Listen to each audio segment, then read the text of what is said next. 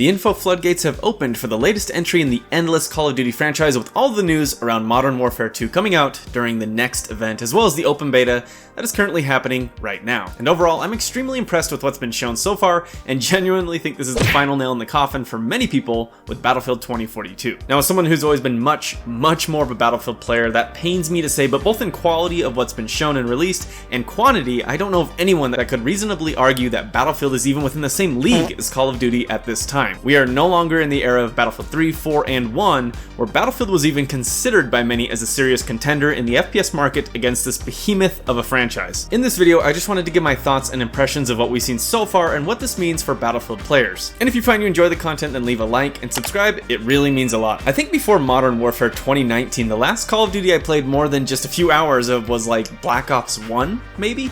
I don't even remember, it's been so long, and that tells you where I'm approaching this franchise from. Like others, I always viewed COD as an extremely arcadey, way too fast-paced, and watered-down version of Battlefield, but Modern Warfare 2019 changed that for me. Yes, it was still fast-paced, but it was the first entry in a long time that actually really caught my interest, and I thought it was excellent in many ways, both in how innovative and refreshing it actually was for the franchise, and just the overall quality of the animations, audio, and visuals. They just really stepped it up with this entry. Of course, Warzone was a huge component of that, but Gunfight, Ground War, and other fresh new modes began capturing more of my interest and showed me that COD had a lot more to offer outside of the twitchy team deathmatch. Fast forward to 2022, and here we are with Modern Warfare 2, and like I said, what we've seen so far looks really good and absolutely dismal for DICE. I know some people have issues with the changes and additions, and it's kind of divisive in many ways, but it's hard to argue that their presentation overall isn't just AAA in so many ways that 2042 just isn't. Like I said, we're not even in the same league anymore as far as quality and quantity here. A free-to-play massive BR with lots of support and completely new mode with DMZ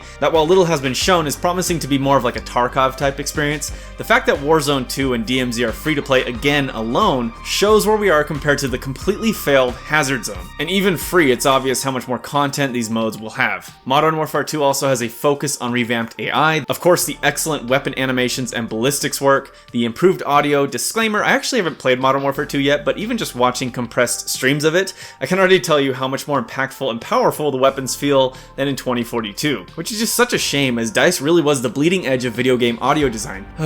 How far we've fallen. New movement mechanics, mounting of course returns. Meanwhile, we still don't even have a lean in 2042, manual or otherwise. And the beta for Modern Warfare 2 only has 2 less guns than 2042 at launch had.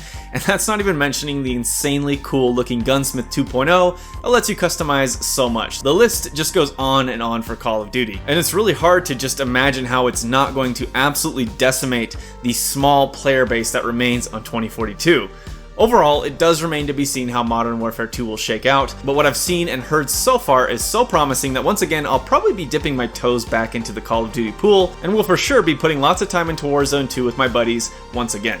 Who knows, I might even enjoy it so much I might do videos on that game going forwards, because I'm not gonna lie, the future just looks so bleak for Battlefield, and it's tough to stay motivated to even play 2042, let alone produce content for it. Unless DICE can deliver a stellar Season 3 that somehow revamps major mechanics. We do know the class rework will be coming out, but I'm not even sure that's enough. Then 2042 may be even more dead in the water than it already is come next month. But let me know your thoughts in the comments below. Do you think Modern Warfare 2 is enough to put 2042 down for good, or is there still some life in those soulless eyes of McKay's? That's it for me today. I'll be putting out more Modern Warfare 2 content, I'm sure, later, but just a nice quick video. Until next time.